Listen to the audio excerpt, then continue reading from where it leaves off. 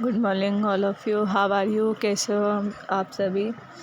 आज हम जो हमारा चैप्टर चल रहा है उसके पैराग्राफ को आगे बढ़ाते हुए पढ़ रहे हैं। अभी तक हमने फ्रांसीसी समाज में जो क्रांति से पहले फ्रांस का सामाजिक जो परिदृश्य था उसी का जो हमारा पैराग्राफ चल रहा है अंत वाला, उसको हम पढ़ रहे हैं।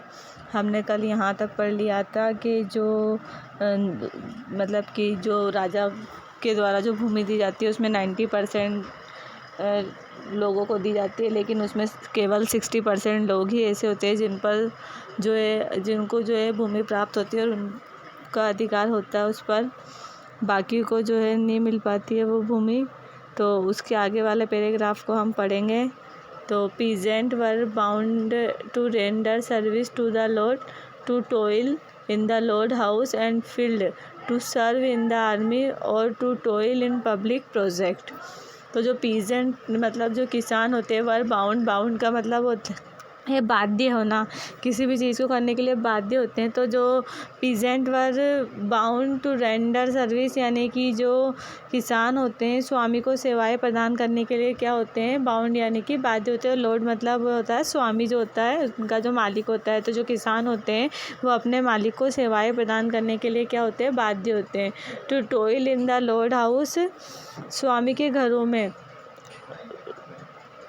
And field, to serve in the army और to toil in public project. तो ये क्या होते हैं, स्वामी के घरों में शौचालय बनाने के लिए और सेना में या सार्वजनिक जो परियोजनाएं होती है, पब्लिक प्रोजेक्ट होते हैं, या फिर जो सार्वजनिक परियोजनाएं होती है उसमें भी शौचालय बनाने के लिए भी ये बाध्य होते हैं। तो जो किसान होते हैं वो क्या होते हैं, वो स्वामी को सेवाएं प्रदान करने के लिए क्या होते हैं, बाध्य होते हैं, जिससे घर में शौचालय बनाने के लिए और सार्वजनिक परियोजनाओं में शौचालय बनाने के लिए भी बाध्य होते हैं। The church to levied it share of tax called tithes from the peasant. तो जो चर्च होता है वो किसानों से क्या करता है, यहाँ पर टैक्स लेता है, और जो टैक्स किसानों से लिया जाता है उसको क्या बोला जाता है, tithes. In spite of all this, all member of the third estate had to pay a direct tax and a number of indirect tax to the state.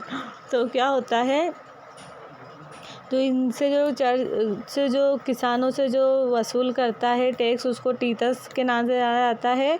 और इन सब के बावजूद जो क्या होता है, और इन स्पाइट ऑल दिस, इन सब के बावजूद, all member of the third estate, तो इन सब के बावजूद जो तीसरी संपत्ति को वो प्रत्यक्ष कर और राज्य को कई अप्रत्यक्ष करों का भुगतान करना पड़ता है। मतलब ये टैक्स तो उनको देना ही पड़ता है, इसके अलावा भी उनको और भी डायरेक्ट टैक्स तो वो देते ही हैं, इसके अलावा भी number of indirect tax to the state, मतलब उनको राज्य को भी कर देना पड़ता है। मतलब चर्च को तो वो कर देते ही हैं, लेकिन इसके अलावा जो होते हैं राज्य भी उनसे और कर वसूल करता है। Direct tax was called taille, where indirect tax were levied on article of everyday consumption, यानी कि जो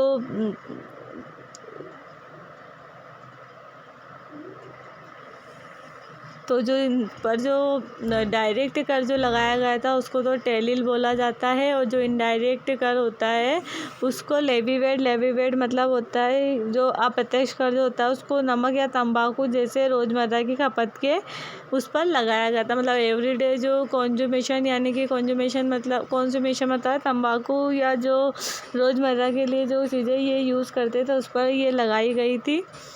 और लाइक साल्ट और तंबाकू, this the third state alone bore the burden of tax to resolve to financial problem of the state. जो third state जो होते, तीसरी संपत्ति जो होती थी, अकेले वो राज्य की वित्तीय समस्याओं को हल करने के लिए करों का बोझ रखती थी। मतलब जो थर्ड स्टेट जो होता था इसमें वो जो इनकी राज्य की जो समस्याएं थी, वित्तीय समस्याएं यानी कि धन से लेकर संबंधित समस्याएं, तो उसको हल करने के लिए ये करों का बोझ अपने ऊपर रखती थी। तो ये हुआ पहला जो फ्रांस से क्रांति से पहले फ्रांस का सामाजिक परिदृश्य है, उसमें हमारा ये लास्ट टॉपिक है, जिसमें हमने पढ़ा कि मतलब जो किसान होते हैं वो जो होते हैं उनके जो लॉर्ड होते हैं उनको सर्विस देने के लिए बाध्य होते हैं, और उनसे जो है उन लोगों से जो है चर्च के द्वारा भी कर लिया जाता है, जिसको टीथेस कहते हैं, और उसके अलावा भी उनको अप्रत्यक्ष कर देना पड़ता है।